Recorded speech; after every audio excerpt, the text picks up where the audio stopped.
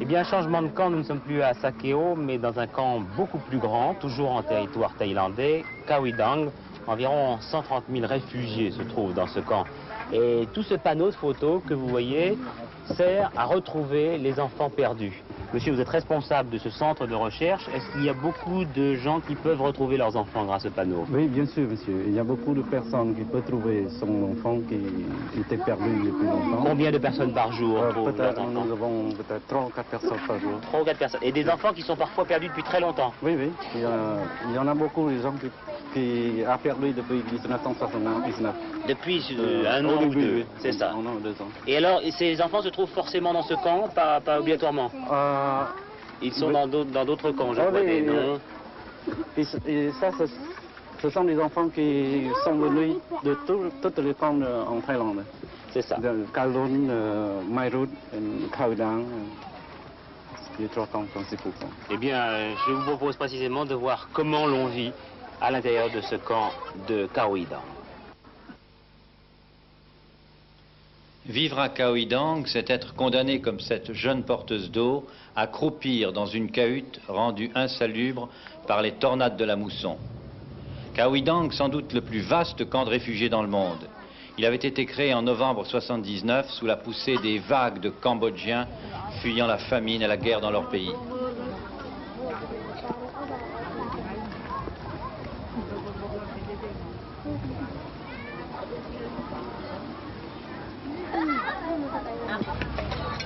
Depuis l'automne dernier, tant bien que mal, la vie s'est organisée dans le camp dont tous les habitants, y compris les bonzes, sont considérés par la Thaïlande non comme des réfugiés politiques, mais comme des immigrants entrés illégalement dans le pays.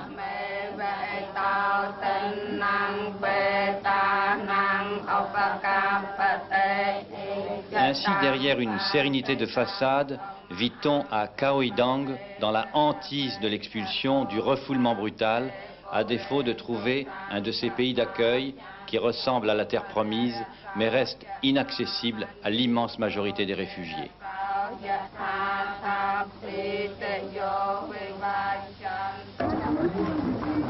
Alors évidemment, à la vue de reportages tels que celui-ci, vous vous demandez s'il n'est pas possible d'adopter un petit Cambodgien. Vous l'avez fait beaucoup l'année dernière.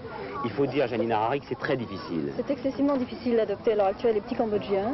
C'est pas tellement les Français, les Français accordent des visas assez facilement, mais le Haut-Commissariat pour les réfugiés est très réticent parce qu'on a retrouvé beaucoup de parents pour des enfants qui étaient soi-disant orphelins et qui en fait ne l'étaient pas. Alors justement, on n'est pas sûr effectivement que ces enfants soient orphelins. Non. Alors vous êtes privilégié, si je puis dire, car vous êtes venu un jour ici dans ce camp. Je suis venue travailler comme bénévole au mois de mars pendant un mois. Et puis cette petite fille vous a plu? Cette petite fille m'a plu et je savais que sa mère était morte et son père était mort.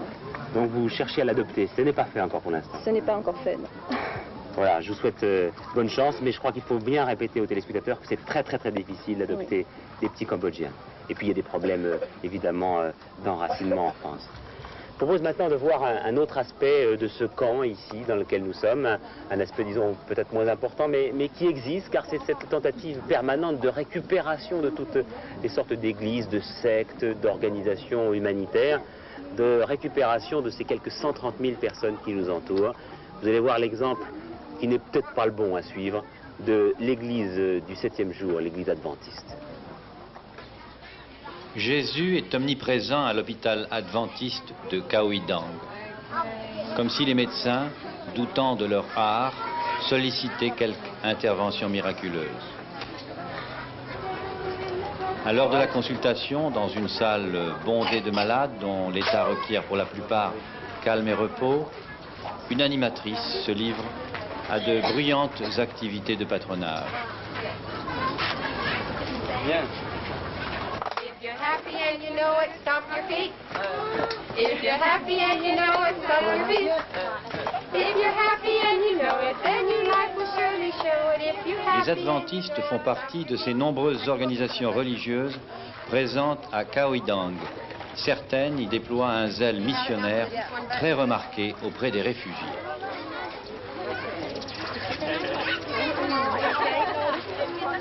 Il paraît qu'il y a eu beaucoup de conversions, c'est vrai ça?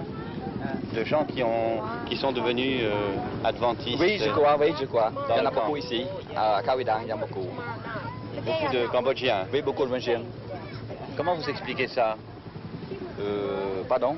Comment vous expliquez ça? Pourquoi? Comment ça se fait qu'ils deviennent tous adventistes comme ça?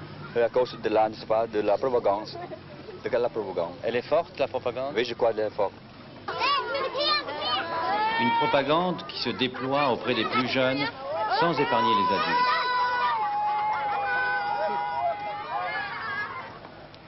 Apparemment efficace, elle aurait abouti à une vague de 15 000 à 20 000 conversions aux différentes sectes, surtout les baptistes et les adventistes, dans le seul camp de Khao I Dang.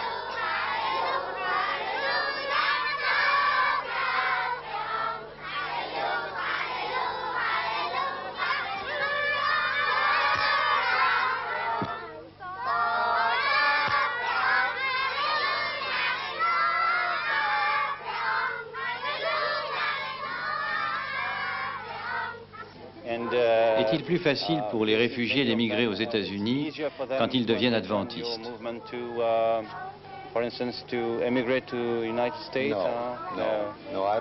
Non, peut-être certains se convertissent dans ce but, mais cela, croyez-moi, ne les aide pas. Cette concurrence acharnée entre organisations religieuses ici a quelque chose de choquant. Vous savez, elle ne date pas d'hier, elle remonte à plusieurs siècles.